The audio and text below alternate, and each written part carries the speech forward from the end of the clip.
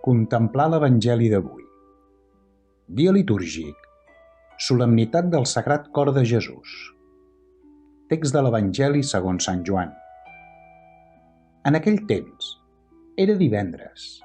Per als jueus era el dia de la preparació i els cossos no es podien quedar a la creu durant el repòs del dissabte, més quan aquell dissabte era una diada solemníssima.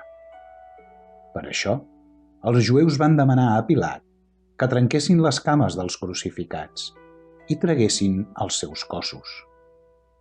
I anaren, doncs, els soldats i van trencar les cames del primer i les de l'altre que havia estat crucificat amb Jesús. Quan arribaren a Jesús, es van adonar que ja era mort i no li trencaren les cames, però un dels soldats li traspassà el costat amb un cop de llança i a l'instant en va sortir sang i aigua. El qui ho veia en dona testimoni, i el seu testimoni és digne de crèdit. Ell mateix sap que diu la veritat, perquè també vosaltres cregueu. En efecte, tot això va succeir perquè s'havia de complir allò que diu l'Escriptura. No li han de trencar cap os. I en un altre lloc, l'Escriptura diu: miraran aquell que han traspassat. Comentari. Pare Raimondo Sorgia, San Domenico di Fiesole, Itàlia. Un dels soldats li traspassà el costat amb un cop de llança. Avui se'ns ofereix davant els ulls del cos, millor encara, davant dels ulls interiors, il·luminats per la fe, la figura del Crist que, tot just mort en creu, tingué el costat obert pel cop de la llança infligida pel centurió. A l'instant en va sortir sang i aigua. Espectacle angoixós i alhora eloqüentíssim. No hi ha ni el més mínim espai per a sostenir la tesi d'algun que afirma una mort aparent. Jesús és certament mort al 100%.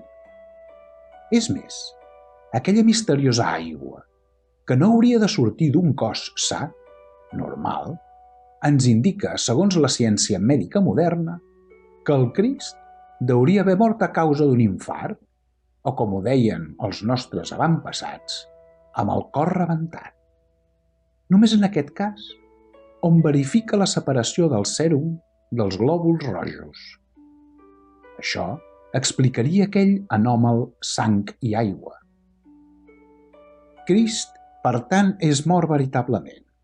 I és mort, sigui a causa dels nostres pecats, sigui pel seu més viu i principal desig, poder cancel·lar els nostres pecats. Melitó de Sardes va escriure: Crist diu, amb la meva mort he vençut la mort i he exalçat l'home a la sublimitat del cel. Déu, que ha mantingut la promesa de ressuscitar el seu fill, mantindrà també la segona promesa. Ens ressuscitarà també a nosaltres i ens enlairarà a la seva pròpia dreta. Posa, però, una condició mínima: creure en ell i deixar-se salvar per ell. Déu no imposa a ningú el seu amor en detriment de la humana llibertat. En fi, sobre aquell home que ha patit la llançada en el seu cor, miraran aquell que han traspassat. En dona confirmació també l'Apocalipsi.